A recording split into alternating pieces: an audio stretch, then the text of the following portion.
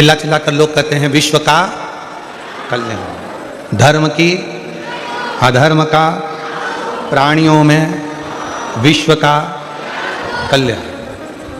अब आप कह रहे हो कि विश्व का कल्याण हो, तुम तुम्हारे पड़ोसी का कल्याण नहीं कर पा रहे।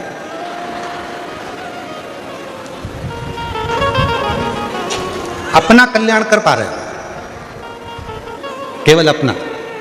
अब इस कथा में देख लो ना, तुम दूसरी जगह तो जाने दो। खुद की पत्नी होगी, चल आगे बैठ, आगे बैठ, आगे बैठ, आगे बैठ, और पड़ोस वाली बेचारी बूढ़ी माँ हाथ जोड़ कर कह रही है छोरा मुझे आगे बिठा दे। कहाँ व्यवस्था करूं, कैसे व्यवस्था करूं? नहीं है व्यवस्था, जाओ। अब आप चिल्ला चिल्ला कर कह रहे हैं विश्व का कल्याण हो, और जब विश्व के कल्याण की बात आती है तो सबसे पहले व्यक्ति अपना कल्याण देखता है कि अपना हो रहा है कि नहीं हो रहा है, अपने को लाभ मिल रहा है कि नहीं मिल रहा, अपने को फायदा मिल रहा है कि नहीं मिल रहा, पहले वो देख। पर 33 कोटि देवता में केवल एक देवाधिदेव महादेव ऐसे हैं जो विश्व कल्याण की कामना करते हैं। उन्होंने जहर पिया, अमृत दिया, अमृत देवताओं को दिया और खुद जहर पिया। पार्वती मैया ने पूछा था कि यह जहर पीना जरूरी है? शिव जी कहने लगे अगर ये जहर मैं नहीं पीऊंगा तो ये पूरी पृथ्वी जलकर भस्म हो जाएगी और विषैली हो जाएगी। विश्व का कल्याण करने के लिए मुझे ये जहर पीना पड़ेगा। अगर मुझे विश्व का कल्याण करना है तो ये जहर पीना जरूरी है और ये जहर मुझे पीना पड़ेगा।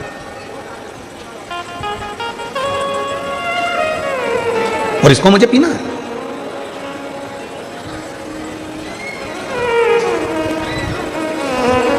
पर एक निवेदन और करूं इस व्यासपीठ से, दुनिया के लोग भले कहते हों अपने अपने कल्याण की बात करें, मना नहीं है, पर एक पूरे घर में, पूरे परिवार में घर की जो स्त्री होती है, घर की जो नारी होती है, घर की जो माँ होती है, घर की जो बहू होती है, घर की जो बेटी होती है, घर में रहने वाली एक स्त्री केवल एक ऐसी होती है जो अपने पूरे परिवार के कल्याण की बात करती है, और जो व्रत साधना उपास करती है वो पूरे परिवार के लिए। एक स्त्री,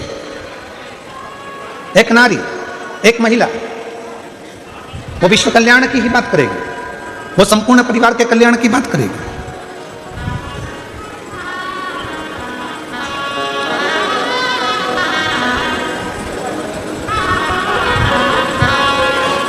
और शंभु शरणे पड़ी मांगू घड़ी रे, दुख काटो दया करी दर्शन आपो। शंभु शरणे पड़ी मांगू घड़ी रे घड़ी, दुख काटो दया करी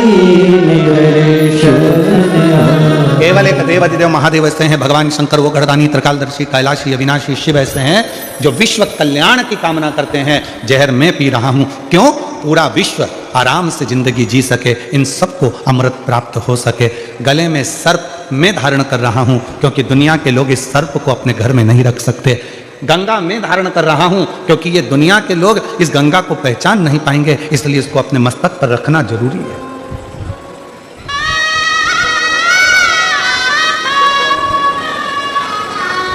अपने शीश पर रखना बहुत जरूरी है। और किसका उद्धार मेरे शंकर भगवान ने नहीं करा? जरा विचार करिएगा। एक बड़ी सुंदर कथा शिव पुराण में आती है गजासुर की। गजासुर की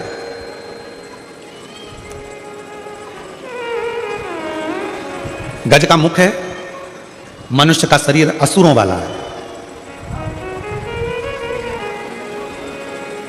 और एक बार उसके मन में आ गया था कि शिव की आराधना के सिवा कोई सार तत्व दुनिया का नहीं है, तो उसने असुर होने के बाद भी भगवान शंकर की आराधना करी, शिव की साधना करी। शिव साधना में डूबा हुआ, भगवान शंकर की आराधना में डूबा हुआ हो गजासुर। अब इतनी भगवान देवाधिदेव महादेव की आराधना में गजासुर हो गया, इतनी आराधना में डूब गया, साधना में डूब गया कि भगवान शिव को प्रकट होना पड़ा।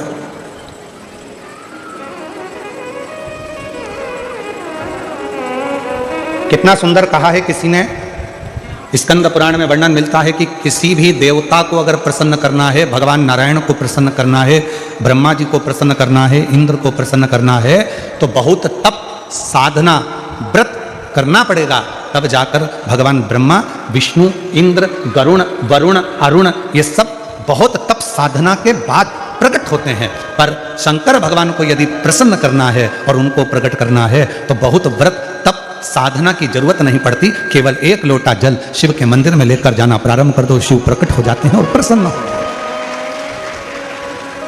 शिव प्रकट भी होते हैं, प्रसन्न भी होते हैं। इसलिए सारी समस्या का हल एक लोटा जल। बोल बम का नारा है, श्री शिवाय। शिव को पाना सब कुछ हो सकता है, बस तुम्हारा विश्वास, तुम्हारी श्रद्धा, तुम्हारी भक्ति और तो उस भक्ति का बल तुम्हारे भीतर बढ़ाना पड़ेगा। तुम्हारा बच्चा स्कूल में पढ़ता है? अरे जम के तो बोलो, पढ़ता है? ठीक है। उसके दोस्त भी स्कूल में पढ़ते हैं? जो स्कूल में पढ़ने वाले बच्चे हैं वो उसके दोस्त होंगे, वो भी स्कूल में पढ़ते हैं। अब तुम्हारे बच्चे के नंबर मान लो कम आए और उसके दोस्त के नंबर ज्यादा आ गए, तो इसमें गलती किसकी है? टीचर की, प्रिंसिपल की, स्कूल की, कि तुम्हारे बच्चे की? अपने बच्चे की गलती है। क्यों? अच्छी पढ़ाई नहीं करी होगी, याद नहीं करा होगा, लिखा नहीं होगा, अध्ययन नहीं करा होगा, इसलिए उसका नंबर कम आया। टीचर की गलती नहीं है, टीचर ने तो एक जैसा पढ़ाया, स्कूल में सब बच्चों को बिठाया, सबको अध्ययन कराया, सबको लिखाया, सबको होमवर्क दिया, सबको घर से लिखने के लिए बुलाया। बस गलती इतनी है कि हमारा बच्चा अच्छे से लिख नहीं पाया, अच्छे से अध्ययन नहीं कर पाया, याद नहीं कर पाया, इसलिए उसका नंबर, उसका परसेंट कम आया। और बाकी का उसका जो दोस्त था उसका परसेंट भी अच्छा बना, उसके नंबर भी अच्छे आ गए। अब टीचर को तो आप दोष नहीं दे सकते, स्कूल को तो आप दोष नहीं दे सकते, प्रिंसिपल को आप दोष नहीं दे सकते। गलती बच्चे की है कि अच्छे से अध्ययन नहीं करा। परसेंट तब अच्छे नहीं आते जब वो अच्छे से पढ़ता नहीं है, ध्यान नहीं देता है, अध्ययन नहीं करता, इसलिए उसका परसेंट घट जाता है। बस ये बच्चे की कथा नहीं, ये अपनी कथा है। अपन भी एग्जाम देने के लिए संसार सागर में आए हैं। जितना जितना मन लगाकर कर्म करेंगे, अच्छा कर्म करेंगे, अच्छा अध्ययन करेंगे और अच्छे से एग्जाम देंगे और सब अच्छे कर्म के साथ में लिखते हुए चलेंगे, तो निश्चित है भगवान का इसमें कोई दोष नहीं होगा। परसेंट लाना हमारे हाथ में है, परमात्मा तो कॉपी चेक कर कर रिजल्ट बना दे। परमात्मा तो कॉपी चेक करेगा, रिजल्ट बना देगा, उसमें दोष बक्से नहीं चल रहा, उसमें दोष उस टीचर का या प्रिंसिपल का नहीं है, उसमें दोष हमारा। आप आए नहीं और सुबह हो गई, मेरी पूजा की थाली धरी की धरी रहे। आप आए नहीं और सुबह हो गई, मेरी पूजा की थाली धरी रही। ये आवाज यहाँ बड़ा रिटर्न में लगना। आप आए नहीं और सुबह हो गई, मेरी पूजा की थाली धरी गई। आप आते नहीं, अपराध बताते नहीं। आप आए नहीं, अपराध बताते नहीं। मेरी प्रार्थना में कौन सी कमी है? आप आए नहीं और सुबह हो गई, मेरी पूजा की थाली धरी। ऐसी कौन सी प्रार्थना में कमी रह गई है जो परमात्मा आप आते नहीं हो? कमी किसमें? हम में। भगवान में कमी नहीं है, भगवान तो तुरंत तैयार बैठा है। देखिए 33 कोटि देवता में केवल एक देव अधिदेव महादेव ऐसे हैं जिनके दरवाजे पर नंदी बैठा हुआ। बोलो बोलो, सही है कि गलत है? मतलब और माँ जगत जननी दुर्गा भवानी का जब भी दर्शन करोगे तो माँ शक्ति जगत जननी दुर्गा भवानी काय पर बैठी है? बोलो बोलो, जम के बोलो, शेर पर। गणेश जी के पास में कौन बैठा है? चूहा। कार्तिकेय के पास कौन बैठा है? मोर। मतलब शिव जी का पूरा परिवार एकदम तैयारी में बैठा है, एकदम तैयारी में। बाकी के अन्य सबको निकाल कर देखिए, अपने अपने वाहन किसी के करीब में नहीं होंगे, पर शंकर भगवान के पूरे परिवार का वाहन उनके पास में है। क्यों है? क्योंकि शंकर जी से एक बार पूछा पार्वती ने कि आप नंदी को अपने पास में रखते हो, मैं शेर को अपने पास रखती हूँ, गणेश जी चूहे को अपने पास रखते हैं, कार्तिकेय मोर को अपने पास रखते हैं, इनको अपने करीब में रात दिन रखना अच्छी बात है क्या? शंकर भगवान बोले कि ये संसार में रहने वाला प्रत्येक मनुष्य मेरी औलाद है, संतान है, इसको कब दुख आ जाए इस समय पर ये मुझे पुकारेगा तो मुझे दौड़कर जाना पड़ेगा, नंदी पर चढ़कर जाना पड़ेगा। और सुनो पार्वती, तुम जगत की माँ हो, तुम जगत जननी हो, तुम जगदम्बा हो, तुम अम्बा हो, और तुम्हें अगर तुम्हारा बेटा बुलाएगा तो तुम्हें दौड़कर जाना पड़ेगा, दौड़कर जाना पड़ेगा। तो हमारे शैलेंद्र भाई एक बहुत अच्छा भजन गाते हैं महाराज, उनके एक लाइन का स्मरण महाराज।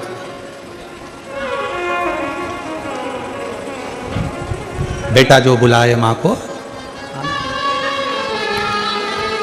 हो मैया जी के चरणों में टिकाना चाहिए, बेटा जो बुलाए माँ को आना चाहिए, ओ बेटा जो बुलाए माँ को आना चाहिए। तो भगवान शिव कह रहे हैं पार्वती तो तेरे पास में सिंह इसलिए है, शेर इसलिए है कि जगत का अगर कोई बच्चा तुझे रात को पुकारे, दिन में पुकारे, जब पुकारे, तू माँ है, मैं पिता हूं। और याद रखना, बच्चे अपना कमरा बंद कर कर सोते हैं, बेटे बहू अपना कमरा बंद कर कर सोते हैं, पर घर की जो बुजुर्ग माँ होती है, जो घर का बुजुर्ग बाप होता है, वो अपना कमरा कभी बंद कर कर नहीं सोता। उसे मालूम है मेरे बेटे बहू पोता पोती नाती पंती कब मुझे पुकारेंगे, एकदम दौड़ कर आ गए, दादी दादी दादी तो मुझे उठना पड़ेगा, दादाजी दादाजी दादाजी उठना पड़ेगा, नाना जी नाना जी नाना जी उठना पड़ेगा। इसलिए घर का बुजुर्ग अपना कमरा बंद कर कर नहीं सोता, घर का बुजुर्ग अपना कमरा खोल कर सोता है, जिससे कोई आए तो मैं उठकर बैठ जाऊं। बहू का सिर दुखा, सास उठकर बैठ गई, बेटे का तकलीफ हुई, माँ उठकर बैठ गई, बेटी को तकलीफ हुई, माँ बाप उठकर बैठ गए, माँ बाप तुरंत तैयार रहते हैं। इसलिए शंकर भगवान के मंदिर में नंदी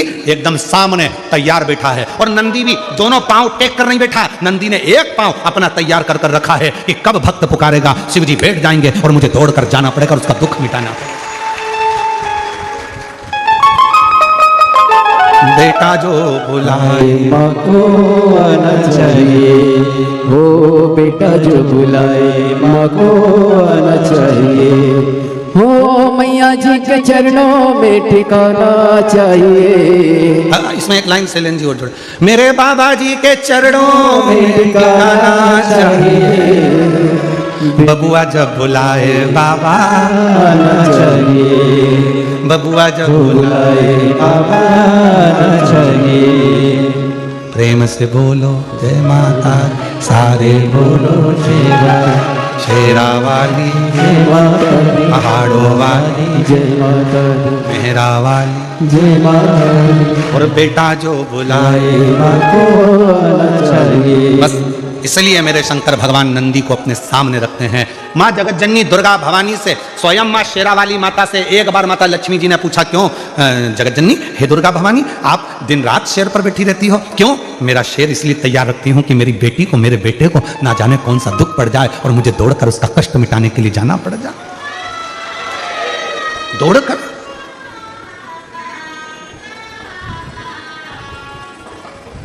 आप सब गुजरात में रहते हो, सूरत नगर में कथा चल रही है, आपसे एक प्रश्न करना था, अगर उत्तर देंगे आप तो स्वीकार करेंगे।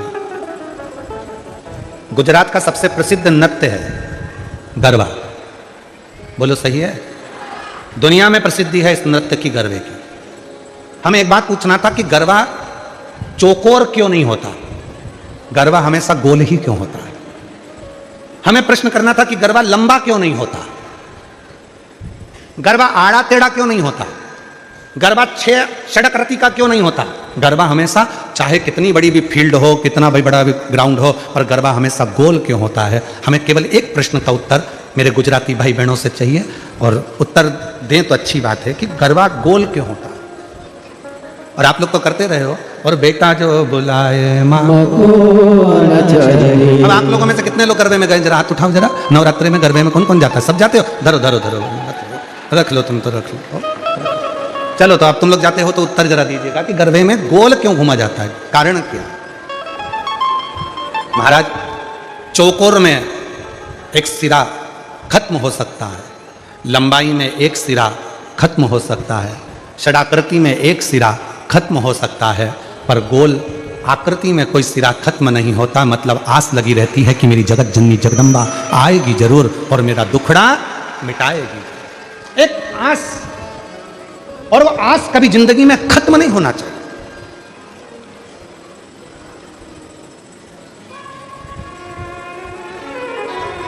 भीड़ में दो चीजें मिलती है, वो आपको भी मालूम है। भीड़ में दो चीजें मिलती है, भीड़ में दो चीजें प्राप्त होती है। कौन कौन सी चीज मिलती है भीड़ में? एक मिलता है धक्का और दूसरा मिलता है धोखा। बोलो बोलो, सही है कि गलत है? भीड़ में, छोटू भाई, भीड़ में दो चीजें मिलती है, एक मिलता है धक्का और दूसरा मिलता है धोखा। निगाह हटी और दुर्घटना घटी। अभी थोड़ी देर के लिए पल्लू नीचे आया था और भीड़ में धक्का लगा और धोखा। छोटू भाई, मिश्रा जी का बेटा, हाँ मिश्रा जी, ध्यान देना जरा, बहुत अच्छी बात है, कथा के तत्व पर ध्यान दीजिएगा। भीड़ में दो चीजें मिलती है, एक मिलता है धक्का और दूसरा मिलता है धोखा। पर याद रखना, दुनिया की भीड़ में धक्का भी मिलेगा और धोखा भी मिलेगा, पर जब धर्म की भीड़ होती है तो उसमें धक्का मिल सकता है पर धोखा कभी नहीं मिल सकता। उसमें शिव तत्व प्रदान जरूर करता है, प्रदान कर। कई कई माताएं कहती है, गुरुजी हमारे देखो इतनी भीड़ थी, हमारी गले की चेन चली गई। अच्छा ईमानदारी से बोलो, जो नौकरी करने वाले हैं उनका प्रमोशन हो गया, तुम कथा सुनते सुनते पीछे से आगे आके बैठ गए, तुम्हारा प्रमोशन हो गया, पर चोट्टे का आज तक प्रमोशन नहीं हुआ। वो चोट्टा की चोट्टा ही दिया, उसका प्रमोशन नहीं हुआ। जिसकी चेन गई उसकी 2 तोले की ज्यादा बन गई, भगवान ने बनवा दी। मेहनत करी उसने कि गई, क्या करूं, रिपोर्ट भी करी मैंने, ये भी करा मैंने, वो भी करा, पर उसकी चेन भगवान ने कहीं ना कहीं मेहनत करके 2 तोले की ज्यादा बनवा दी, कृपा कर दी। पर जो चोट्टा था, चोट्टाई करते करते उसकी पूरी जिंदगी निकल गई, फिर भी वो चोट्टा की चोट्टा ही रिया, उसका प्रमोशन नहीं हो पाया, वो चोट्टा की चोट्टा ही। क्यों? क्योंकि उसने जिंदगी में सबको धोखा दिया है, और धोखा देने वाला कभी खुशी की जिंदगी नहीं जी सकता, वो दुख की ही जिंदगी जीता। याद रखना, भीड़ में दो चीजें ज्यादा मिलती हैं, पहले नंबर पर मिलता है धक्का और दूसरे नंबर पर मिलता है धोखा। दुनिया की भीड़ में चलोगे तो एक ना एक दिन धक्का भी मिलेगा और धोखा भी मिलेगा, इसलिए सावधान सावधान। मेरे गुजराती बहन भाई, मेरे सूरत की जीजी और सूरत के जी जाओ,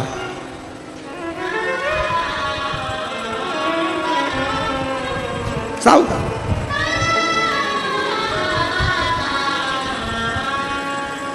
थोड़ा समझ, धर्म में धक्का मिल सकता है पर धोखा नहीं मिलता। शिव जी को जल चढ़ाने वाला को कभी धोखा नहीं मिल सकता, श्री शिवाय नमस्तुभ्यम जपने वाले को कभी धोखा नहीं मिल सकता, शंकर भगवान के मंदिर में झाड़ू पोछा करने वाले को कभी धोखा नहीं मिल सकता। और जिसने धोखा दिया है, एक ना एक दिन उसको रोते रोते तुम्हारे चरणों में आकर पांव पकड़ना ही पड़ेगा। अगर शिव भक्त के साथ धोखा किया, शंकर के भक्त के साथ अगर धोखा हुआ है, तो फिर एक ना एक दिन तुम उसको चरण पकड़ेगा।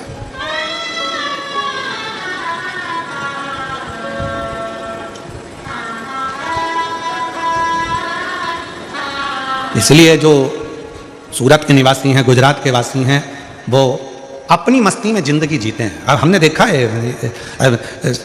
यहाँ गरबा करने वाली मेरी बहनों को, मेरी बेटियों को, मेरे बेटाओं को, मेरी जीजियों को, मेरे जीजाओं को भी हमने देखा। वो गरबा पास वाला कैसा कर रहा है उनको मतलब नहीं, वो तो अपना, वो अपनी मस्ती में जीते हैं। और दुनिया में बहुत लोचे होते हैं और सूरत वाले तो लोचा ही खा जाते हैं। यहाँ एक खाने का आइटम भी है, क्या बोलते हैं, लोचा है। और दुनिया में लोचा शब्द दूसरा है, लड़ाई झगड़ा करना। अच्छे लोचे में फंसाया। अब तो सोचो जरा, गुजरात वाले कितने भारी होंगे। यहाँ लोचे तो निपटा जाते हैं, आजा। यहाँ कोई लोचा वोचा यहाँ फालतू का चलता नहीं है, तो अपन निपटा निपटू के भेज जाओ।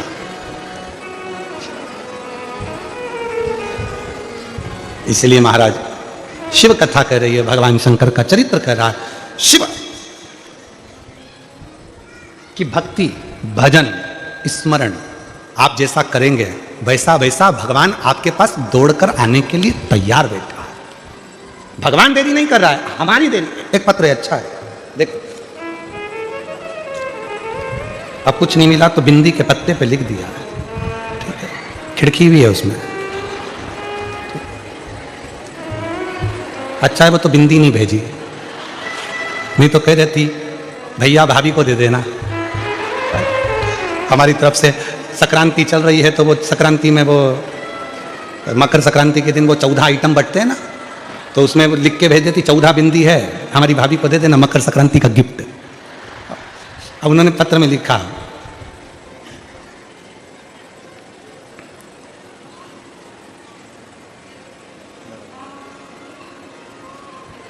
खजन क्या क्या, अब तुम जरा पढ़ो तो रे, सब पढ़ो, चलो पढ़ते जाओ। हम उंगली चला रहे हैं इसमें, हम गुजरात,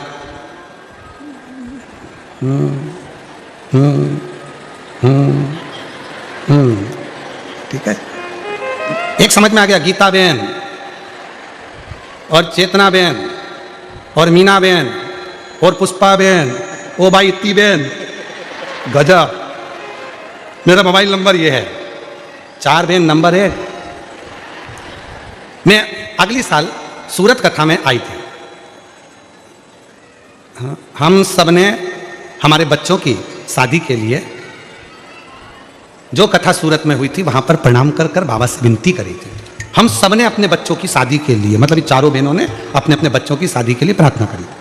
और गुरुजी आज हम बाबा को धन्यवाद देने के लिए आए हैं कि हमारी सारी बहनों के छोरा छोरी की शादी हो गई, सबकी हो गई। इसीलिए हमने मिलकर एक ही पत्र लिखा। ये पत्र तो नहीं है, अच्छा एक लाइन वो लिखी, वो भी तुम पढ़ लो, अच्छा अच्छे से पढ़ना। हम सबको एक बेलपत्र दे दो।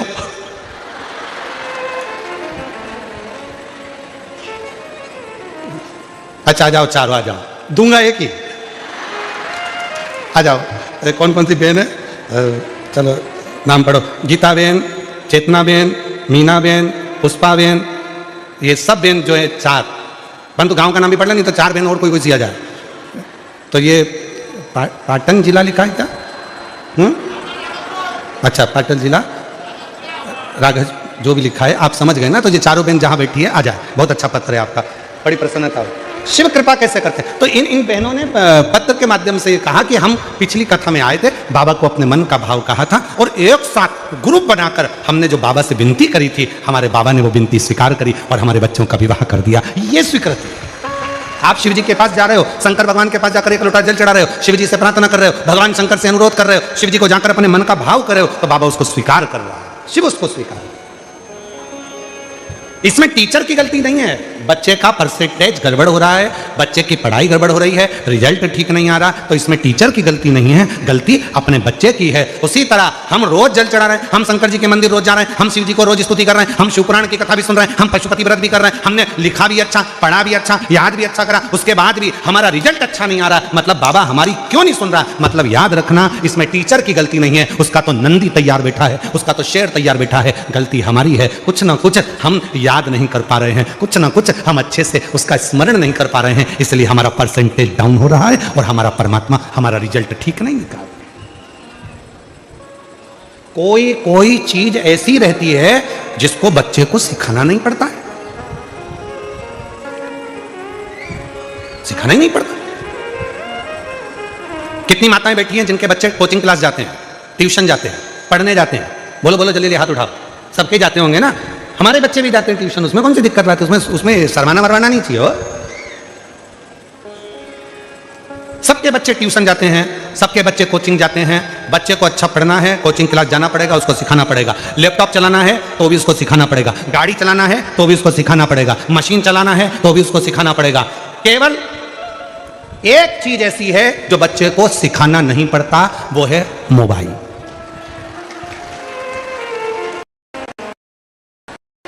किसी ने पूछा कि गुरुजी बच्चे को लैपटॉप चलाना सिखाना है, कंप्यूटर चलाना सिखाना है, मशीन चलाना सिखाना है, गाड़ी चलाना सिखाना है, बच्चे को अच्छी पढ़ाई सिखाना है, बच्चे को सब कुछ सिखाया जाता है, पर मोबाइल चलाना कोई नहीं सिखाता, तो भी बच्चे सीख जाते हैं। ये कैसे सीख जाते हैं? हमने कहा श्रीमद् भागवत में चरित्र आता है अभिमन्यु की धर्मपत्नी उत्तरा का। श्रीमद् भागवत में चरित्र आता है कि गर्भस्थ हिरण्यकशिपु की पत्नी जब गर्भ से थी, नारद जी उसको लेकर चले गए थे, इतना सत्संग कराया कि उनके गर्भ से जो बच्चे ने जन्म लिया उसका नाम प्रहलाद हो गया। जो आते से ही भगवान के नाम का एलान करा वो प्रहलाद हो गया। मतलब डॉक्टर कह देते हैं बेड रेस्ट, गर्भ के समय पर बच्चा गर्भ में है और डॉक्टर ने कह दिया बेड रेस्ट। अब बेड रेस्ट में करना क्या है? कोई रामायण तो पढ़ोगे नहीं, गीता पढ़ोगे नहीं, शिवपुराण पढ़ोगे नहीं, तो करोगे क्या? इतने ध्यान से मोबाइल चलाते हो कि अंदर बैठा पप्पू वो पूरी ध्यान लगाकर, तुम सोच रहे हो कि मैं देख रही हूं मोबाइल, नहीं, वो अंदर से देख रहा, पूरा ज्ञान ले रहा है मोबाइल का, ऐसे खोलना है मोबाइल को, लॉक हो जाए तो ऐसे करना है, ऐसे करना है। और बच्चा बस उसको सारी कोचिंग देना पड़ती है, सारी क्लासों में भेजना पड़ता है, पर मोबाइल चलाने की क्लास में बच्चे को नहीं भेजना पड़ता, क्योंकि वो माँ के गर्भ में इतना सीख कर आता है कि आते से ही उसको मोबाइल रूपी खिलौना प्राप्त हो जाता है। चाहिए क्या था? गर्भस्थ नारी को, गर्भस्थ माता को पढ़ना था शिवपुराण, पढ़ना था रामायण, पढ़ना था गीता, पढ़ना था भगवान शिव का नाम, पढ़ना था राम नाम, कृष्ण नाम, शिव नाम, जगत जननी का नाम, परंतु उसने मोबाइल को देख देख कर तो बच्चे को रुचि। आप देखो, बच्चे को अगर रोटी खिलाना है तो मोबाइल पकड़ा दो, कपड़े पहनाना है तो मोबाइल पकड़ा दो, चुप कराना है तो मोबाइल पकड़ा दो। कारण उसने गर्भस्थ वही देखा।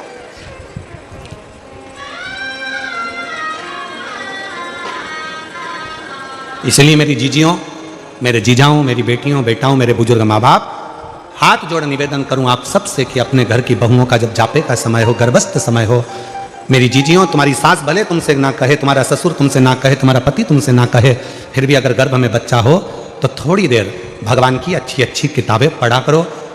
हमारे राष्ट्र के सैनिकों का चरित्र पढ़ा करो, राष्ट्र रक्षकों का चरित्र पढ़ा करो, जिससे हमारा बच्चा जन्म ले तो छत्रपति वीर शिवाजी और महाराणा प्रताप जैसा जन्म ले।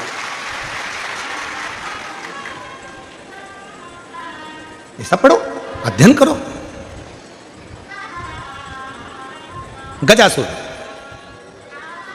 हाथी का मुख है, असुर का शरीर है, पर किसी के मुख से सुन लिया था कि भगवान का भजन करा जाए, शिव जी को राजी करा जाए तो सब कुछ मिल सकता है। और 33 कोटि देवता में सबसे जल्दी राजी होने वाला देवता यदि कोई है तो देव अधिदेव महादेव है। ये गजासुर को मालूम पड़ गया तो गजासुर ने शंकर भगवान की आराधना साधना करना प्रारंभ कर दिया, शिव की आराधना साधना।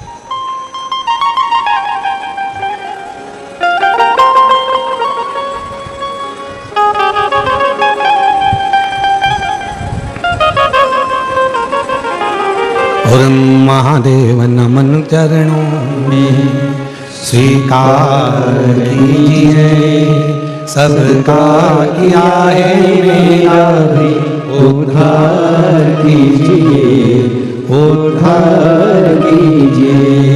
है त्रिपुंडधारी, है त्रिशूलधारी, है त्रिपुंडधारी, है त्रिशूलधारी, चरणों में तेरे बाबा जी पावन है चारों, चरणों में तेरे बाबा जी पावन है चारों, तेरी देव करते वंदना पूजे रे सीतारा, हो जाए पूरी कामना, हो जाए पूरी कामना। उपकार कीजिए, सबका किया है मेरा भी उद्धार कीजिए, उद्धार कीजिए। है त्रिपुंडधारी, है त्रिशूलधारी, सब पर कृपा करता है, जिस भाव से जो पुकारता है उस पर करुणा करता है। गजासुर ने तपस्या करना प्रारंभ कर दी, भगवान शिव प्रकट हो गए, मांग ले तुझे क्या चाहिए, क्या दिया जाए तुझको। गजासुर ने कहा आप कौन हो? भगवान बोले जिसको तूने पुकारा है मैं वही हूं। शिव जी हाँ, पर मैंने तो सुना था कि आप इतनी जल्दी आते ही नहीं हैं। मैंने तो ये सुना था कि आप इतनी जल्दी आते नहीं। शंकर भगवान बोले बुलाने वाले में अगर सामर्थ्यता है और वो दिल से अगर मुझे बुलाता है तो आने में मुझे समय नहीं लगता, मैं दौड़ कर चले आता हूं, दौड़ कर। आहूं में असर होगा घर बैठे बुलाए। अगर कोई बुलाने वाला है, अगर किसी ने मन बना लिया कि मुझे शंकर को पाना है, शिव से यह कार्य सफल कराना है, शंकर भगवान मेरा यह कार्य सफल करेंगे, मतलब मुझे जाना पड़ेगा। अगर उसका विश्वास पक्का है तो एक पत्र है, देखिए महाराज। मैं कपिल कुमार भाटी राजस्थान के पाली जिले के बाली नगर से आया हूं। 14 वर्ष से सरकारी नौकरी पाने के लिए प्रायोगिक परीक्षाएं दे रहा था। 14 वर्ष से सरकारी नौकरी के लिए परीक्षाएं दे रहा था, परंतु हर बार कभी 1 नंबर आधे नंबर से पिछड़ा रह जाता था। आपकी कथा सुनकर प्रेरणा मिली और अपनी माता जी के साथ कुबेरेश्वर धाम आकर भोले बाबा के दर्शन किए। बाबा से प्रार्थना की कि मैंने परिश्रम किया, मेरी माता जी ने पशुपति के 5 व्रत किए, 1 लोटे जल में बल है, मैंने साक्षात महसूस किया है। आपके बताए इस उपाय से मेरे जीवन को खुशियां से भर दिया। 2 वर्ष पूर्व मैं आपकी कथा में आया था उज्जैन, जो शिक्षक भर्ती परीक्षा मैंने उस समय दी थी। सुना था कथा के पंडाल में बैठकर जो मांगते हैं वो मिलता है।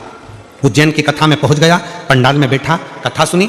बाबा की कृपा से ऐसी बाबा ने कृपा कर दी कि 14 वर्ष के बाद, समझ लो 14 वर्ष का मेरा वनवास मेरे बाबा भोलेनाथ ने तोड़ दिया और बाबा की कृपा से मेरा सरकारी शिक्षक पद पर नियुक्त हो गया। मैं बाबा को यहाँ प्रणाम करने के लिए आया, मैं बाबा को नमन करने के लिए आया हूँ। आज 14 वर्ष। एक पत्र और है,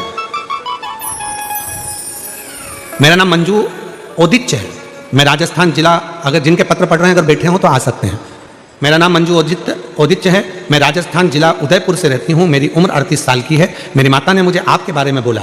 सीहोर वाले महाराज प्रदीप मिश्रा जी जो कथा में बताते हैं, वो जो उपाय बताएं, उपाय कर, तेरी सारी मनोकामना पूरी होगी। पशुपतिनाथ व्रत, महादेव का व्रत कर, तेरी सारी इच्छा पूरी होगी। मेरे एक पड़ोसी ने भी मुझे बोला, मेरी माता ने भी मुझे वीडियो बताए और व्रत करने का संकल्प मैंने ले लिया। आदरणीय गुरुदेव, मैंने आपके बताए अनुसार पशुपतिनाथ का व्रत किया। फिर जो मैंने 2009 से मैं कई परीक्षाएं दे चुकी थी पर उसमें मुझे सफलता नहीं मिल रही थी। 2022 में पहली बार आपकी कथा पर विश्वास कर कर, पशुपति व्रत कर कर, कथा के पंडाल में बैठकर कथा सुनी और बाबा की कृपा से आज शिव जी की कृपा से मैं माइंस अधिकारी के पद पर नियुक्त हो गई। मैं बाबा को धन्यवाद देने के लिए आई हूं कि मेरी गवर्नमेंट जॉब लग गई। मैं शिव को प्रणाम करने, ये शिव भक्ति है।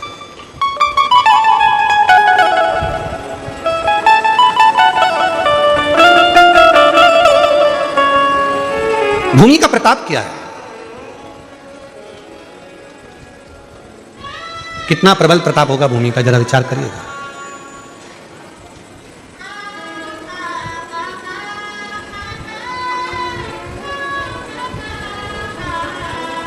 छोटू भाई एक पत्र आया है, उस पत्र में वो कल हमारे पढ़ने में आया था, हम ढूंढेंगे तो समय लगेगा, पत्र बहुत सारे। तो उस पत्र में एक बड़ी सुंदर बात लिखी थी सूरत कथा की। कहा, गुरुजी ये सूरत में जो कथा चल रही है 2026 के जनवरी महीने में, पहली कथा 2026 की है। इस कथा का उत्साह इतना ज्यादा है जनमानस में, कहा कि किसी के यहां जाकर नहीं कहना पड़ा कि आप कथा में आना, और सबको सूचना थी, सबके घर में मेहमान आकर रहने लगे। और आज हमारा पूरा क्षेत्र ऐसा हो गया जैसे घर घर में शिव आकर विराजमान हो गया। ये पत्र है। मैं साधुवाद देता हूँ सेंगर जी आपको भी, मैं साधुवाद देता हूँ मिश्रा जी आपको भी, छोटू भाई आपको भी, और महाराज जी लड्डू गोपाल गौशाला के स्वामी जी को भी धन्यवाद देता हूँ। सहजता सरलता से है।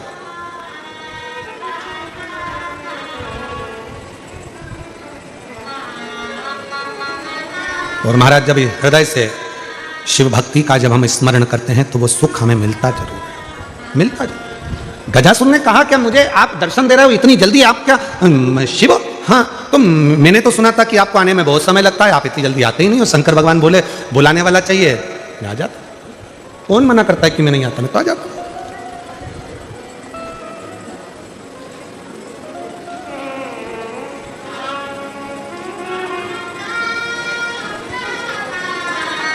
बस उसको जब दिल से आप पुकारेंगे, बुलाएंगे, वो दिल से आपकी ओर दौड़ कर आता है, दौड़ कर।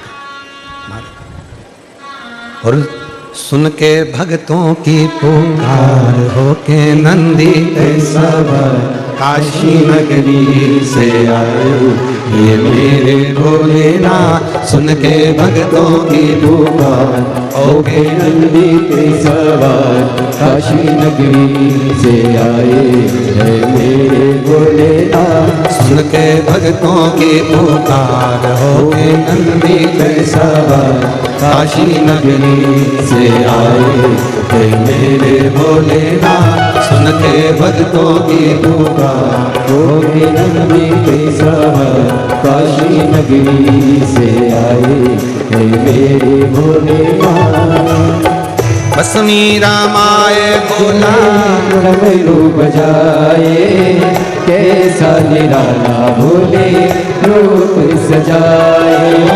बस मीरा माए भोला डमरू बजाए, कैसा निराला भोले रूप सजाए।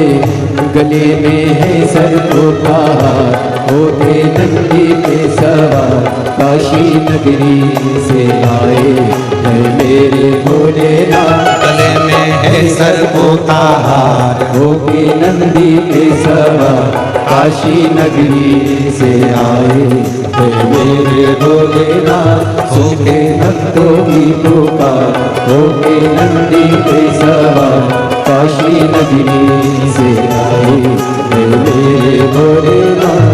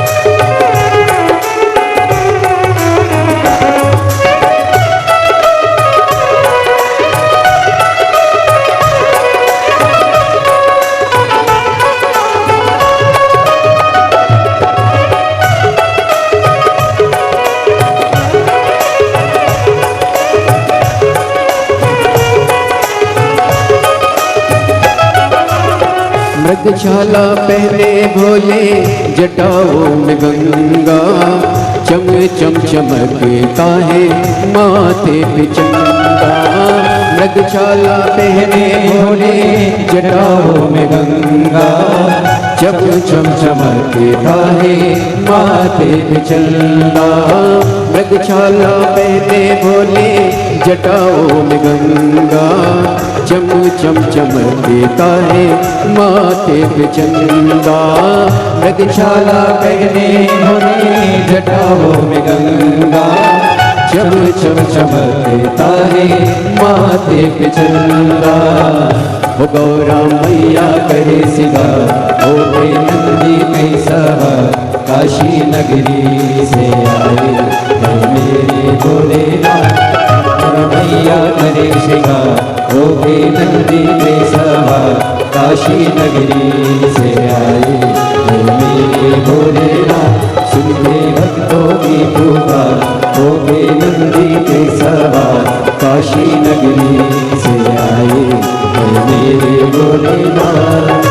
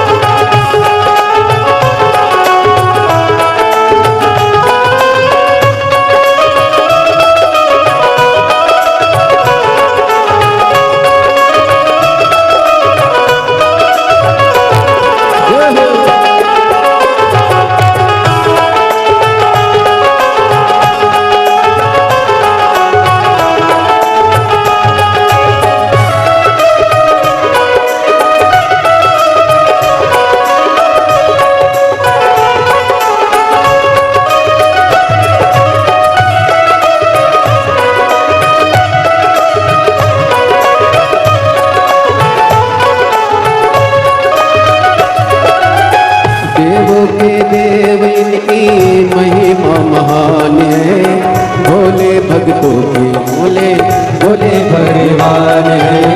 देवों के देव इनकी महिमा महान है। भोले भक्तों के ये तो भोले भगवान है। वो करने भक्तों का उद्धार होके नंदी पे सवार काशी नगरी से आए हैं मेरे भोलेनाथ। सुन के भक्तों की पुकार होके नंदी पे सवार काशी नगरी से आए हैं मेरे भोलेनाथ। सुन के भक्तों की पुकार होके नंदी पे सवार काशी नगरी से आए हैं मेरे भोलेनाथ। सुन के भक्तों की पुकार होके नंदी पे सवार काशी नगरी से आए हैं मेरे भोलेनाथ। सुन के भक्तों की पुकार होके नंदी पे सवार काशी नगरी से आए हैं मेरे भोलेनाथ।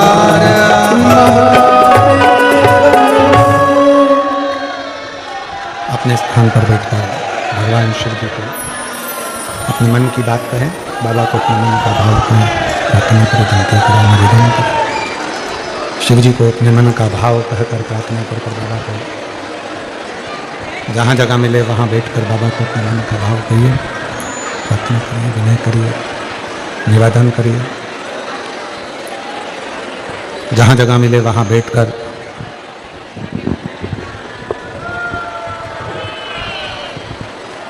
शिव जी को अपने मन का भाव कहें। ये कथा जो सूरत में चल रही है 10 जनवरी को विराम हो जाएगी। 16 जनवरी से 22 जनवरी तक 1 बजे से 4 बजे तक लिपरेसी ग्राउंड सरदार स्टेट फॉरेन लैंड आजवा रोड बड़ौदा गुजरात में 7 दिवसीय शिव महापुराण की कथा 16 से 22 जनवरी तक होगी। फिर कथा 27 जनवरी से 31 जनवरी तक प्रयागराज की पवित्र धरा पर त्रिवेणी संगम में माघ मेले में 5 दिवसीय शिव महापुराण की कथा होगी सतुआ बाबा शिविर पर। उसके बाद में फिर कथा 11, 12, 13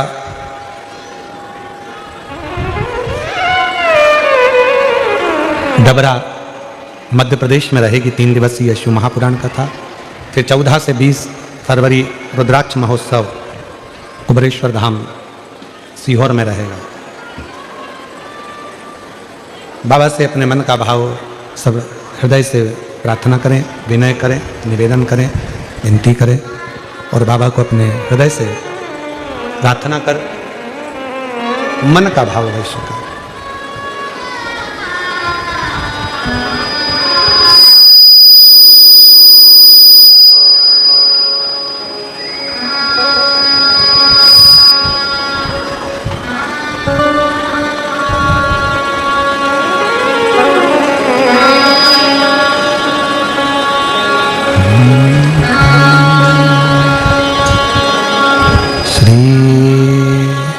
शिवाय नमस्तु श्री शिवाय नमस्तु श्री शिवाय नमस्तु श्री शिवाय नमस्तु श्री शिवाय नमस्तु। भोला सब दुख काटो हमारा, ओ भोला सब दुख काटो हमारा। शिव शंकर जपो तेरी माला, भोले बाबा जपो तेरी माला। भोला सब दुख काटो हमारा, ओ भोला सब दुख काटो हमारा। वेश है मंगल मंगलकारी,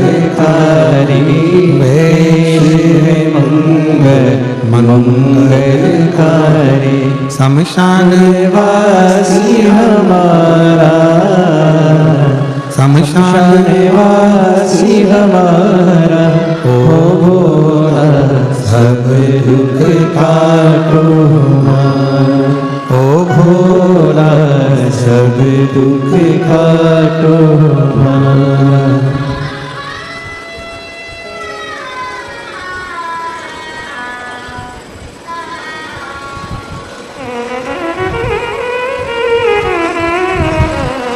बाबा देवदिव्य महादेव भगवान शिव भरदानी त्रिकालदर्शी कैलाशी अविनाशी भगवान शंकर की पवित्र कथा कर रही है।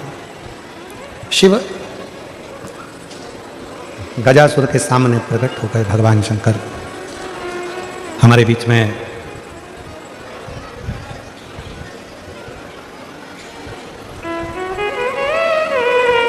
जय जय श्री राधे। बड़े ही हर्ष का विषय है ये, हमारा हम सभी का सौभाग्य है, हमारे बीच में संतों का आगमन हुआ है। एक बार सभी संत भगवान के लिए जोरदार ताली बजाकर स्वागत करें, जिसमें परम पूज्य स्वामी परमानंद जी सरस्वती जी अर्थ विद्या मंदिर राजकोट गुजरात से हमारे बीच में पधारे। एक बार जोरदार ताली बजाकर स्वागत करें, जिन्होंने राम सेतु आंदोलन में प्रणता धारण करी। विश्व योग दिवस के लिए आपने सभी को जागृत करा। भागवत गीता पर अध्ययन आप करवाते हैं और रिलायंस जैसी कंपनियों में मैनेजमेंट का योगदान आप महत्वपूर्ण योगदान प्रदान करते हैं। साथ में हमारे बीच में पधारे हैं श्री स्वामीनारायण मंदिर बड़ताल धाम से सभी संत भगवान पधारे हैं, जिसमें परम पूज्य स्वामी जी संत वल्लभ दास जी चेयरमैन बड़ताल धाम से हमारे बीच में पधारे हैं। एक बार जोरदार ताली बजाकर स्वागत करें। परम पूज्य स्वामी सुखदेव प्रसाद दास जी गोकुल धाम धार से हमारे बीच में पधारे हैं। परम पूज्य स्वामी श्री श्याम वल्लभ दास जी बड़ताल धाम से हमारे बीच में पधारे हैं। परम पूज्य गुण सागर स्वामी जी हमारे बीच में पधारे। एक बार सभी के लिए जोरदार ताली बजाकर स्वागत करें।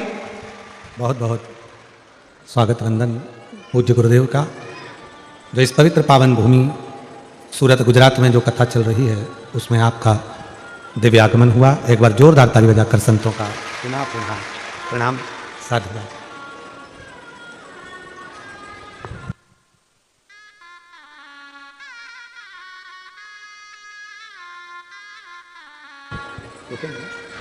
ठीक है, गजासुर की कथा कर रही है महाराज। हाथी का मुख है और शरीर असुर का मनुष्य का देह बना हुआ है, पर देवती तो महादेव से प्रार्थना कर रहे हैं कि आप आ तो गए, यहां पहुंच गए, पर मुझे नहीं लगता कि आप शिव हो।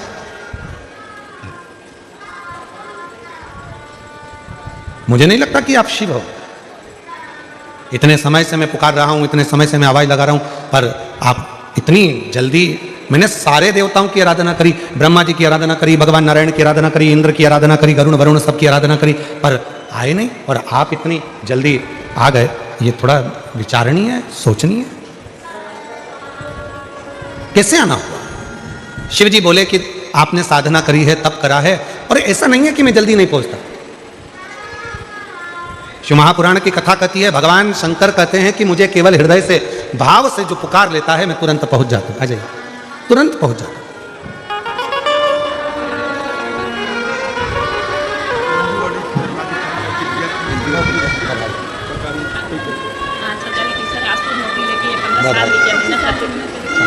एक बेटी को एक बार जोरदार ताली बजाओ। बेटी का सुंदर नौकरी लगा है, बहुत बहुत साधुवाद, शिव कृपा। शिव कथा कर रही है। गजासुर का चरित्र कह रहा है कि गजासुर कहता है कि मुझे नहीं मालूम, आप इतनी जल्दी आ जाएंगे, इतनी कृपा कर देंगे, इतनी करुणा कर देंगे।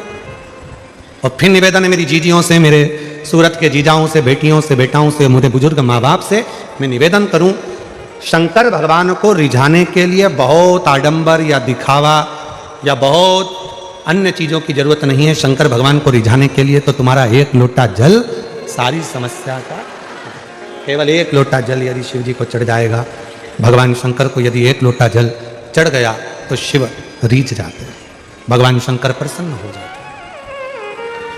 मांग तुम्हें क्या चाहिए?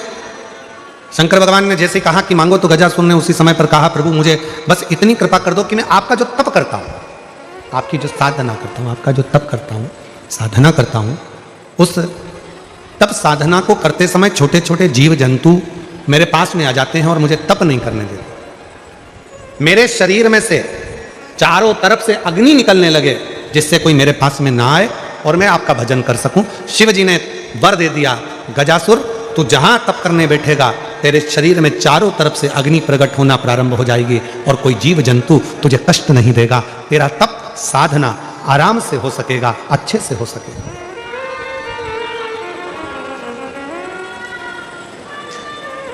आप लोग व्रत करते हो? बोलो तो जम के। कोई सा भी करते हो? हफ्ते में, महीने में, 15 दिन में, 20 दिन में, 6 महीने में, साल भर में, कभी तो करते होगे। करते हो? तुम करते हो? पक्के में? पर शिव पुराण तो कहती है कि मनुष्य में इतनी सामर्थ्यता ही नहीं है कि वो व्रत कर सके।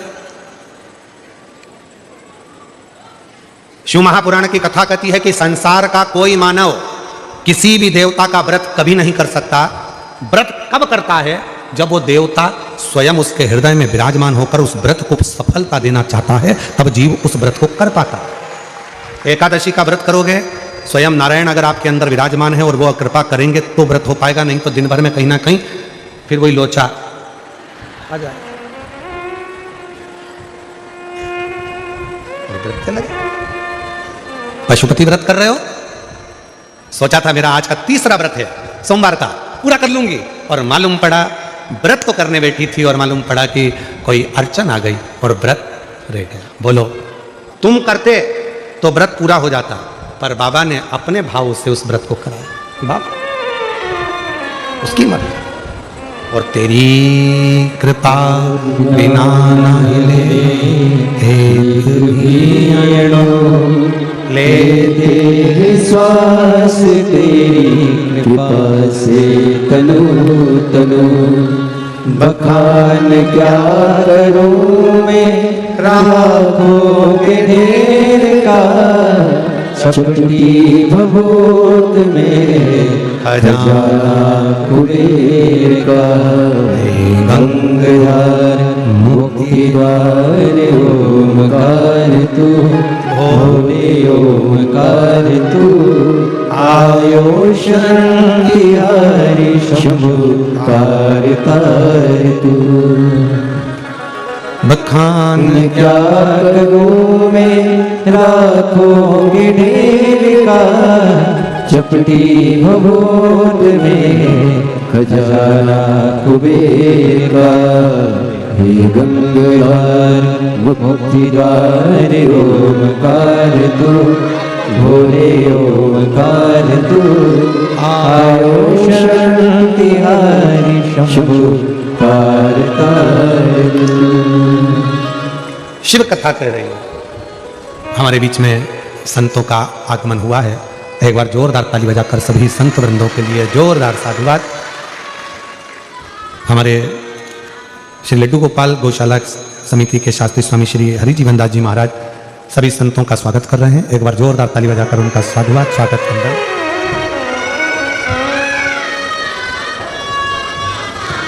सभी संत भगवान व्यासपीठ का पूजन करते हुए सभी संत भगवान आमंत्रित हैं।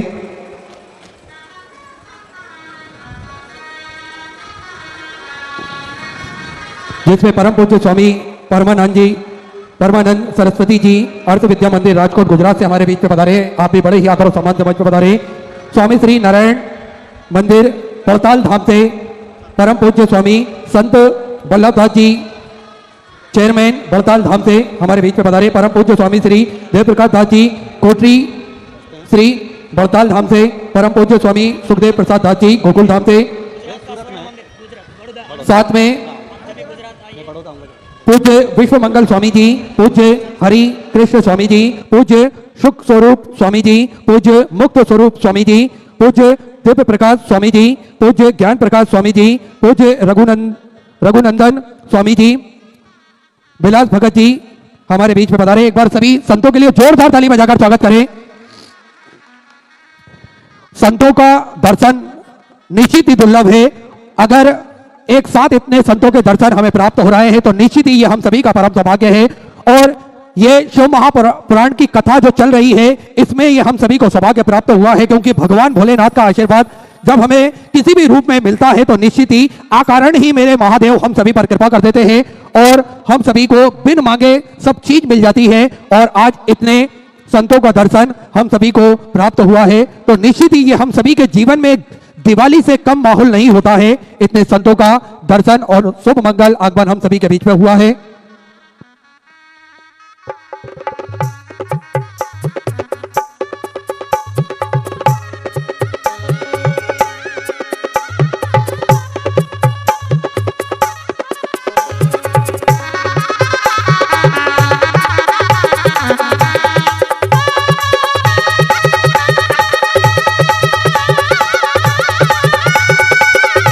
साथ में जापान से संतों का आगमन हुआ है। जापान से तोसी जी हमारे बीच में पधारे हैं और जापान से ही सबरी जी हमारे बीच में पधारे। एक बार उनके लिए जोरदार ताली बजाकर स्वागत करें।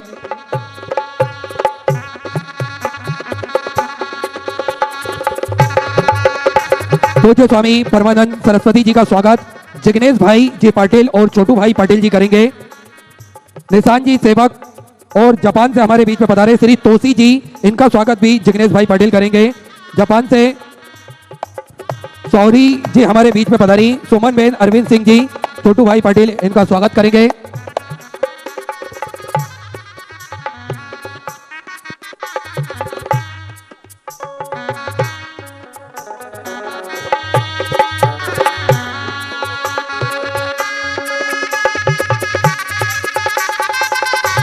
जापान से आप पधारे हैं।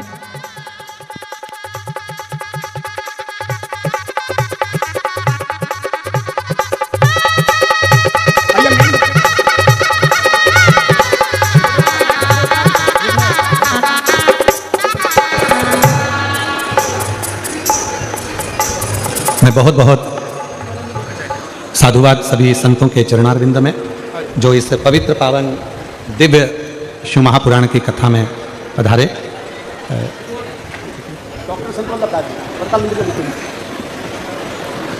दो शब्द आशीष बच्चन के, उसके बाद पुनः शिव पुराण को प्रारंभ करेंगे और आशीष बच्चन दो शब्द अपन श्रवण करके पुनः शिव महापुराण को आगे बढ़ाएं।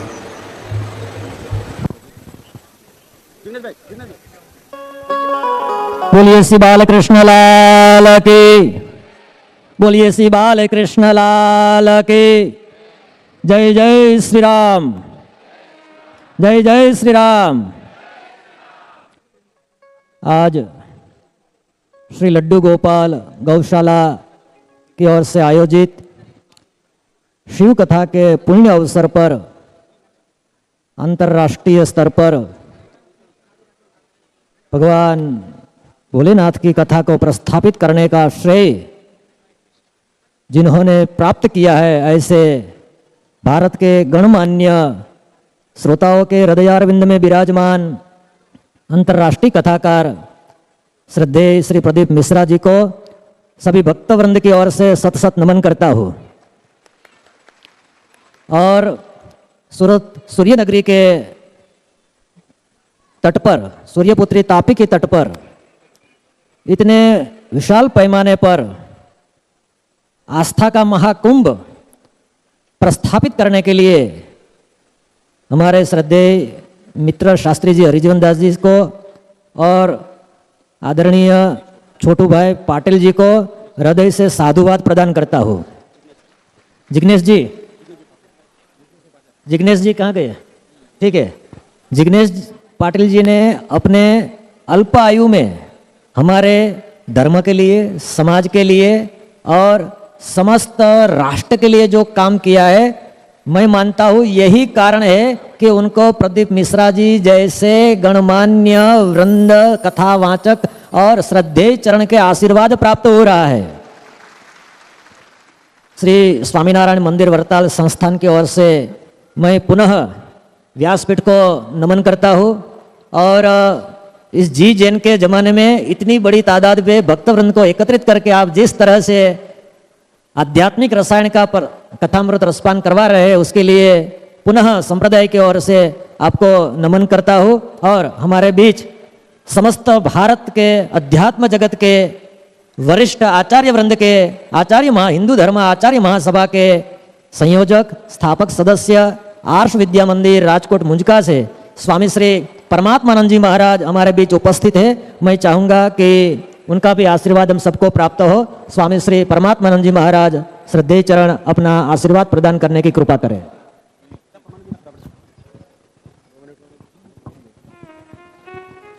दो शब्द में स्वामी जी का आशीर्वाद लेकर पुनः शिव पुराण को आगे बढ़ाएंगे। श्रीमद् भागवत में लिखा है, भक्ति देवी की स्थिति देख के नारद जी संकल्प करते हैं, प्रतिज्ञा लेते हैं, स्थापयिष्यामि जने जने गेहे गेहे।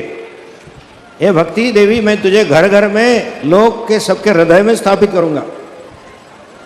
वैसे ही जिनको नारद जी का स्वयं आशीर्वाद है, शिव जी तो जिनके हृदय में विराजमान है, ऐसे भागवत भूषण आदरणीय श्री प्रदीप जी और सूरत की सुक्न नगरी की सभी भाइयों और बहनों, दुनिया में कई धर्म प्रचलित हुए हैं, कहीं आए और चले गए, किसी व्यक्ति विशेष ने स्थापित किया, किसी समय पे स्थापित किया, लेकिन हमारे हिंदू धर्म की दो तीन चीज़ें बड़ी विशिष्ट हैं। एक हमारा ही हिंदू सनातन धर्म है जो अनादिकाल से है, और शिव जी भी अनादिकाल से है। शिव जी की बचपन की कोई कथा ही नहीं है, अजन्मा है। उतना ही नहीं, हम सब कितने बड़भागी हैं, जरा कल्पना कीजिए आप। यही पूरी पृथ्वी पे यही पवित्र भूमि है जहां साक्षात परमात्मा के चरण पड़े हैं। भगवान ने अवतार धारण किया है। रामायण और महाभारत कथा नहीं है, हमारा इतिहास है। यहां तक कि कृष्ण तो कह के गए, संभवामि युगे युगे, जैसे उन्होंने अपने आप पे ले लिया है कि देश में धर्म की स्थापना करना मेरा कर्तव्य है। और हमारे शिव जी तो काशी नगर के राजा के रूप में भारत में ही बैठ गए हैं। भारत के चौरे कोने में ज्योतिर्लिंग है, 12 ज्योतिर्लिंग 12 दिशाओं से भगवान हमारी रक्षा करते हैं। तो आज के प्रसंग में इतना ही आशीर्वाद देंगे। ऐसे सुग्न आचार्य व्यासासन पीठ पर आपको विराजमान हुए मिले हैं। और ये नगरी का नाम है सूर्य नगरी, सूर्यपुरी। सूर्य ज्ञान का प्रतीक है, सूर्य विष्णु का प्रतीक है, सूर्य ऊर्जा का प्रतीक है। ये कथा के फलस्वरूप सूरत से ही ऊर्जा प्रसारित हो पूरा भारत में, और हम विश्वगुरु बनने की ओर चल पड़े, ये हम चाहेंगे। और एक चीज हमें सीखनी है शिव जी से। आप शिव जी का परिवार देखें तो परस्पर विरोधाभास से भरा हुआ है। गणपति जी चूहे के ऊपर बैठे हैं, शिव जी गले में सांप लेके बैठे हैं, सांप चूहा खा जाएगा। कार्तिकेय जी मयूर पे बैठे हैं, मयूर सांप को खा जाएगा, और मयूर को बाघ माता जी का खा जाएगा। लेकिन सभी चारों समरसता से जी रहे हैं। चारों एक दूसरे के जो दुश्मन होने पर भी भगवान की सन्निधि में प्रेम से जी रहे हैं। जब आपके जीवन में शिव जी पधारेंगे तो समाज में समरसता होगी। समाज को हमें समरस बनाया है, विषमता तो नैरेटिव से खड़ी की गई है।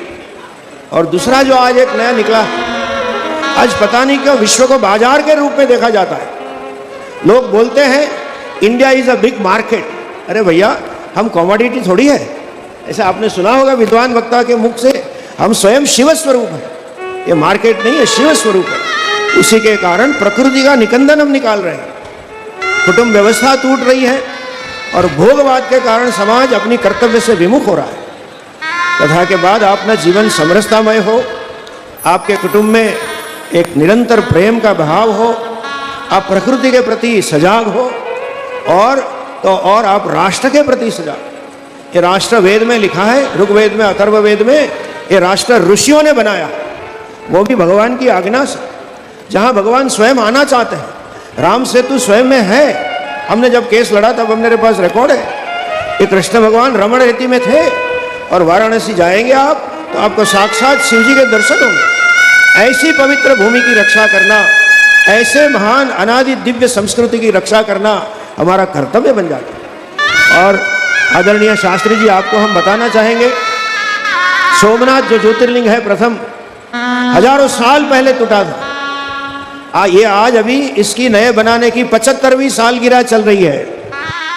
और वहीं से अभी 11 तारीख को नरेंद्र मोदी जी आत्म गौरव यात्रा निकाल रहे हैं। शिव जी का वास जिस प्रदेश में हो उसके ऊपर भगवान के आशीर्वाद रहेंगे ही।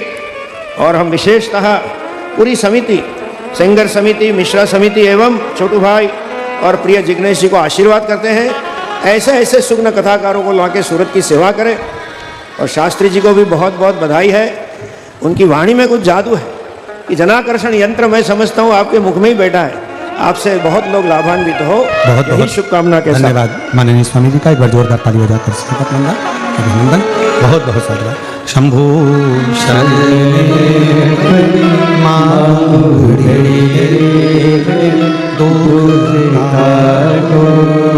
दया करीने दर्शन आपको, शंभो शरणे करी मांगो हरि दुख काटो, दया करीने दर्शन आपको। गजासुर की कथा चल रही है, भगवान शिव की अविरल भक्ति की कथा। जैसे महापुराण की कथा को आप श्रवण करने के लिए आए हैं, उसमें भगवान स्वयं करुणा कैसे करते हैं वो कथा यहां चल रही है। मांग ले तुझे क्या चाहिए। गजासुर ने कहा मैं जब तप करता हूं, साधना करता हूं तो चारों तरफ से जीव मुझे परेशान करते हैं, तो मेरे शरीर से अग्नि निकले, मेरे शरीर से अग्नि निकले। देखो, एक है दुर्वा, एक है बेलपत्र,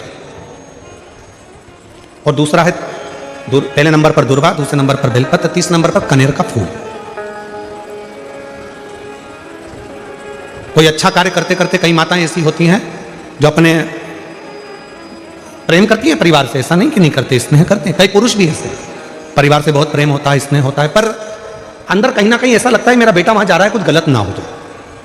कभी कभी ऐसा लगता है कि ये काम होने वाला है और इसमें कुछ गलत ना हो जाए। कई बार शादी पक्की हो रही है, रिश्ता पक्का हो रहा है, या कोई घर में अच्छा कार्य हो रहा है और मन में संशय उत्पन्न हो जाता है कहीं गलत ना हो जाए। मतलब उसके अंदर कहीं नेगेटिविटी आती रहती है, ये वो सोचती रहती है, उसके अंदर एक कुछ ना कुछ ऐसा तत्व चलता रहता है जिससे वो बुद्धि में, विवेक में वो चीज उसके आती रहती है। तो शिव महापुराण में गजासुर की कथा कहती है कि गजासुर ने भगवान शंकर से वर मांगा कि मैं जब आपका भजन करूं, तप करूं, साधना करूं तो मेरे पास में अग्नि चारों तरफ हो जाए। खींच कर बोलना पड़ रहा है, ये अग्नि मेरे चारों तरफ हो जाए जिससे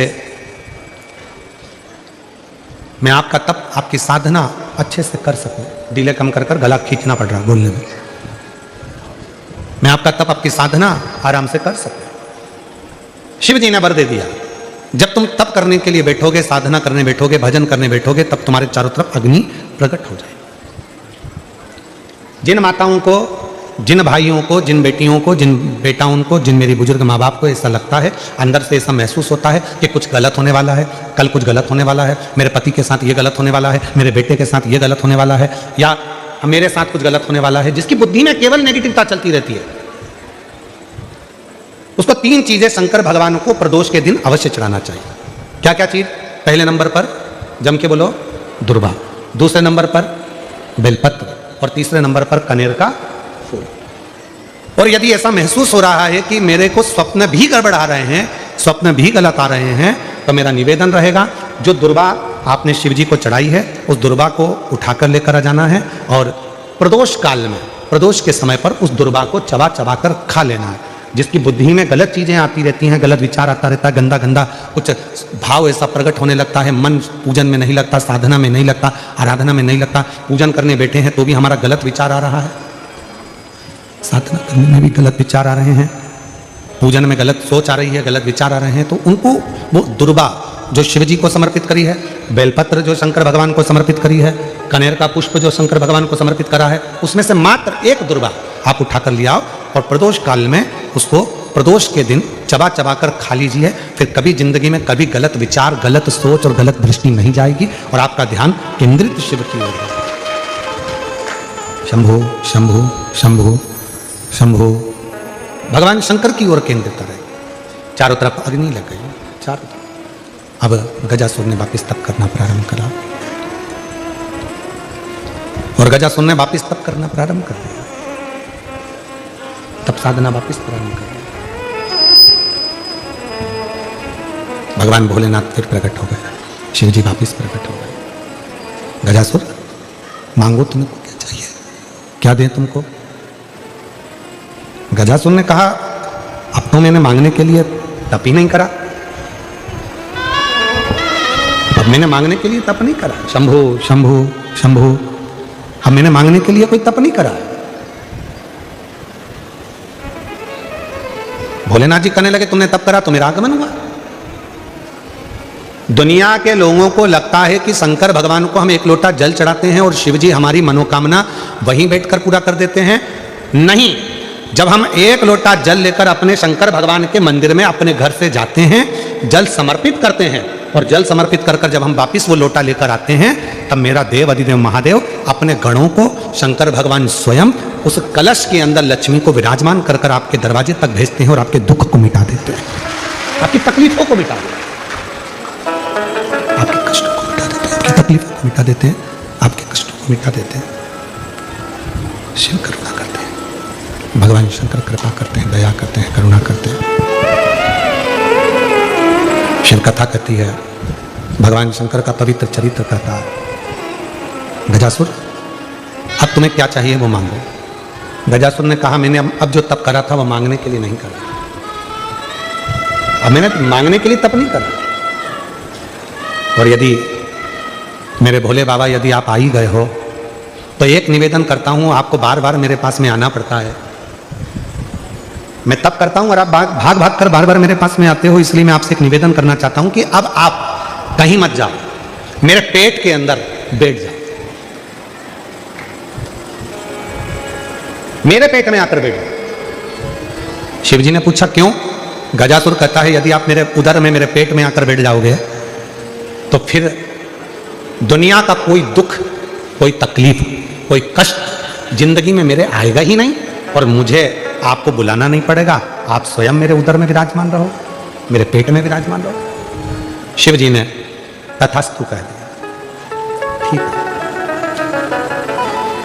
गजासुर की कथा के बाद में अगर हम कथा का स्मरण करें तो हमारे भीतर यह भाव आता है कि शंकर भगवान के शिवलिंग पर चढ़ा हुआ जल जब हम पीते हैं तो हमारे 3 ताप, कायिक, वाचिक और मानसिक, ये 3 ताप हमारे समाप्त हो जाते हैं। क्यों समाप्त होते हैं? हमने इतना तप नहीं करा कि हम गजासुर जैसा तप कर कर भगवान शंकर को अपने पेट में बिठा सकें, हमने इतना तप नहीं करा कि भगवान शंकर को अपने उदर में बिठा सकें, हमने इतना व्रत नहीं करा कि शंकर भगवान को अपने पेट में बिठा सकें, हमने इतनी साधना नहीं करी कि शंकर भगवान को हम अपने उदर में अपने पेट में बिठा सकें। पर शिव महापुराण की कथा कहती है जब शंकर जी के मंदिर में जाकर हम शिव जी को एक लोटा जल समर्पित करते हैं, उसमें से थोड़ा सा जल लाकर हम उस जल को आचमन करते हैं और वो जल जब हमारे पेट में, हमारे उदर में जाता है तो ये समझ कर रखें कि हमने शंकर को ही अपने उदर में अपनी रक्षा के लिए और अपने जीवन की रक्षा के लिए विराजमान कर दिया। शिव शंकर खींचकर बोलना पड़ रहा है, गला बहुत तकलीफ दे रहा है। हमने भगवान शंकर को, हमने भगवान शिव को अपने भीतर विराजमान कर दिया, हमने भगवान शंकर को अपने भीतर विराजमान कर दिया। इसलिए मेरी जीजियों से, मेरे जीजाओं से, मेरी बेटियों से, बेटाओं से, मेरे बुजुर्गों से निवेदन है, शिव जी को जल चढ़ाने जाओ तो जल थोड़ा सा आचमन जरूर करो। हम शिव को अपने उदर में नहीं बिठा सकते, हम भगवान शंकर को अपने पेट में, अपने उदर में विराजमान नहीं कर सकते, पर वो आचमन करने के बाद हम शंकर भगवान को अपने उदर में, अपने गर्भ में बिठा सकते, शिव को बिठा सकते, शंकर भगवान को बिठा सकते। गजासुर के पेट में, गजासुर के उदर में भगवान शिव विराजमान हो गए, बैठ गए। पूरे तीनों लोकों में हाहाकार मच गया कि शंकर भगवान है ही नहीं, शिव को ढूंढो, भगवान शंकर को खोजो। सब गए खोजने। आज मां जगत जननी पार्वती की आंख में से आंसू बह रहा है कि मेरे प्रभु कहां चले गए, मेरे ओघरदानी, मेरे शंकर भगवान, मेरे शंकर कहां चले गए, मेरे शंकर गए कहां? भगवान विष्णु ने माता पार्वती जी को निवेदन करा, मां आप क्रोध नहीं करना, आप क्रोध मत करना मां, मुझे मालूम है मेरे बाबा देवादिदेव महादेव कहां पर हैं। तो कहां? तो कहा गजासुर के पेट में भगवान शंकर विराजमान, गजासुर के पेट के अंदर बैठे, उदर में बैठे। पार्वती जी ने कहा तो फिर वो मिलेंगे कैसे, कैसे प्राप्त होंगे, उनको मैं पाऊंगी कैसे, उनको प्राप्त कैसे करूंगी, वो मिलेंगे कैसे मुझको, उनको मैं प्राप्त कैसे करूंगी, मिलूंगी कैसे मैं? भगवान नारायण ने कहा कि आप चिंता मत करो, उनको मैं लेकर आऊंगा। भगवान नारायण ने नंदी को बुलाया और नंदी को बुलाकर भगवान विष्णु जी ने 3 दिन तक नंदी को पूरी ट्रेनिंग दी नाचने की।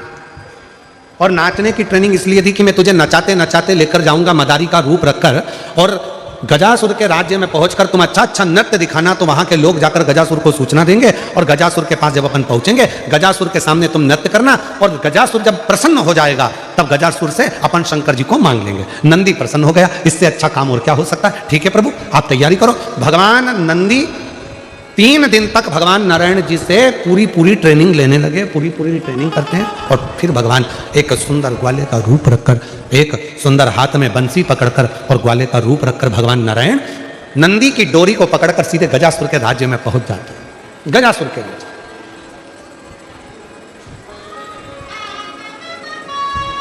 महाराज आज भी नियम है, अगर किसी लड़का लड़की का शादी होने के बाद अगर तलाक हो रहा है, लड़की और लड़के का यदि तलाक हो रहा है और दोनों का अगर कहीं ना कहीं थोड़ा बहुत भी स्नेह है, और उसमें से अगर 2 में से कोई एक ने भी ठान लिया कि मुझे तलाक नहीं चाहिए, मेरी धर्मपत्नी के साथ मुझे रहना है, या पत्नी ने ठान लिया कि मुझे मेरे पति के साथ रहना है, मुझे तलाक नहीं चाहिए, और पति तलाक लेना चाहता है किसी परिस्त्री के चक्कर में, किसी दूसरे के कहने पर, परिवार के कहने पर, या लड़की तलाक लेना चाहती है किसी दूसरे के चक्कर में, किसी परिवार के कहने पर या किसी अन्य व्यक्ति के कहने पर, और वो नहीं चाहता कि तलाक हो, लड़की नहीं चाहती कि तलाक हो, तो आज भी एक नियम है महाराज जी, आप अगर कर देखेंगे आके, अगर कोई परिचित में अगर किसी का तलाक हो रहा है, छूट रहा है, संबंध खत्म हो रहा है, तो आज भी महाराज श्री हरि और हर इन दोनों का साझा कर यदि नंदी से लेकर भगवान शंकर के शिवलिंग तक, नंदी से लेकर भगवान शंकर के शिवलिंग तक एक मोली को आप लोग क्या कहते हैं गुजरात में? वो मोली जो हाथ में बांधते हैं उसको क्या बोलते हैं गुजरात में? नाड़ा, लच्छा, मौली, जो लाल पीला धागा होता है ना जिसको हाथ में बांधते हैं पूजन के टाइम पर, तो वो लच्छा, वो नाड़ा, वो मौली जो है वो जो बांधने वाला है। नंदी का जो एक चरण खड़ा हुआ है, बाकी का चरण एक आगे का नीचे दबा हुआ है, पीछे का चरण भी दबा है, पर एक नंदी का चरण ऊपर है। उस चरण से लेकर भगवान शंकर के शिवलिंग तक एक सूत्र को बांधा जाए, और उस सूत्र को 7 जगह पर बेलपत्र रखकर उठा लिया जाए, और उठाने के बाद में किसी भी बेलपत्र के वृक्ष के नीचे वो 7 बेलपत्र समर्पित कर वो धागा लेकर 7 परिक्रमा अगर बेलपत्र की करी जाए, और जिससे संबंध टूट रहा है उसी से वापस प्रेम बढ़ाया जाए, तो वो स्मरण कर अगर 7 परिक्रमा उस धागे के साथ में कर हाथ में अगर बांधा जाए, तो कितना भी दम लगा ले कोई व्यक्ति तलाक हो ही नहीं सकता। स्नेह बढ़ेगा ही, प्रेम बढ़ेगा ही, वो टूट नहीं सकता, उसको तोड़ा नहीं जा सकता। पर उसमें एक काम आपका भी चाहिए, आपकी वात्सल्यता, आपका प्रेम, आपकी करुणा और आपकी अच्छी सोच, अच्छे विचार, ये सब तो होगा, और साथ में अच्छे विचार होंगे, अच्छी सोच होगी, अच्छी करुणा होगी, अच्छी वात्सल्यता होगी, अच्छा स्नेह होगा, अच्छा प्रेम होगा, अच्छा मन होगा, तो ही तो सब श्रेष्ठ होगा, तभी तो श्रेष्ठ होगा। स्नेह को बढ़ाए, प्रेम को बढ़ाए। शिव कथा कह रही है, आप लोगों को मालूम है कि नहीं मालूम वो हमको नहीं पता, पर जब किसी शिवलिंग की प्राण प्रतिष्ठा होती है और सामने जो नंदी बैठता है, उस नंदी से शिवलिंग तक एक सूत्र जमीन के अंदर दबाया जाता है, जिसको सोमसूत्र भी कहते हैं। एक सोने का तार, चांदी का तार या तांबे का तार या पीतल का तार नंदी से लेकर शंकर भगवान के शिवलिंग तक, उसको स्थापना के समय पर भूमि में उसको दबा दिया जाता है, शिव से नंदी तक के लिए। शिव नंदी।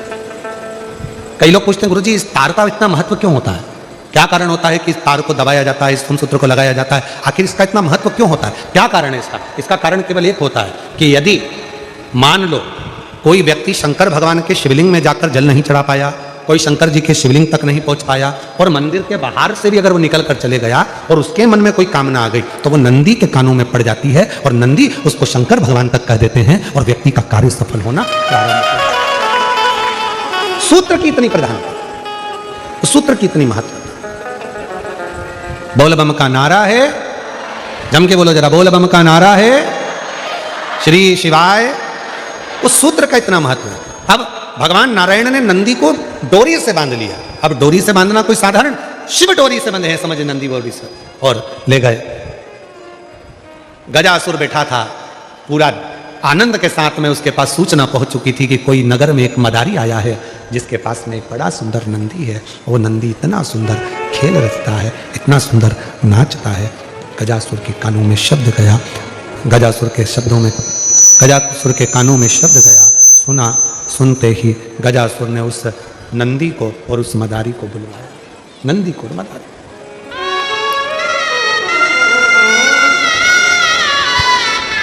भगवान नारायण ने अपनी बंसी का नाद किया। जैसे ही बंसी बजी, जो शंकर भगवान उधर में बैठे थे पेट के अंदर गजासुर के, शंकर भगवान समझ गए नारायण आए। जो घुंघरू की आवाज सुनाई दी नंदी के पैर की, शिव जी समझ गए कि नंदी भी आया मुझे लेने के, नंदी भी आया। और तभी गजासुर बड़ा प्रसन्न हो गया, उस पूरी लीला को देखकर बहुत प्रसन्न, खूब प्रसन्न। गजासुर ने कहा कि मेरी नगरी में आपने जो बंसी का नाद किया और ये जो नृत्य आप लोगों ने दिखाया, इतना सुंदर नृत्य जो देखा गया है, इतना सुंदर नृत्य जो देखा है, और इतना सुंदर बंसी का जो नाद करा है, मैं सुध भूल गया था, इतनी साधना में पहुंच गया था। आज मेरा मन करता है कि दुनिया का सारा राज आपको दे दूं, मांगो तुम्हें क्या चाहिए। आज मैं बड़ा प्रसन्न हूं, गजासुर बोला, मैं बड़ा प्रसन्न हूं, तुमको क्या चाहिए वो बोलो। तब भगवान विष्णु ने तुरंत बात को पलटा और भगवान विष्णु बोले, प्रभु आपसे क्या मांगना, आपसे कुछ नहीं चाहिए हमको, हम तो बस नृत्य दिखाने आए बस, और कुछ नहीं। तुम गजासुर के सामने बैठे हो, गजासुर के सामने नृत्य दिखा रहे हो, वो गजासुर जिसने सारे लोकों में अपना राज्य स्थापित कर रखा। मांगो तुमको क्या चाहिए, क्या चाहिए तुमको मांगो। नहीं हमको कुछ नहीं चाहिए, कुछ नहीं, कुछ तो मांग लो, तुमको जो चाहिए था वो मैं दे दूंगा, तुम जो मांगोगे वो मैं तुम्हें दे दूंगा। भगवान विष्णु को लगा ये असुर प्रवृत्ति का है, और असुर प्रवृत्ति का जो व्यक्ति होता है वो पलटने में नंबर 1 होता है।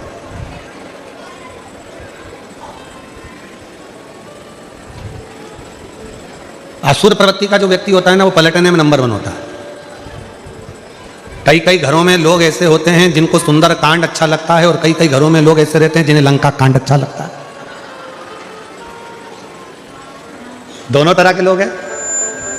और कई कई जगह पर ऐसे भी हैं कि जिनको सुंदर कांड पढ़ते पढ़ते पढ़ते पढ़ते कब लंका कांड चालू हो जाती मालूम ही नहीं पड़ता है।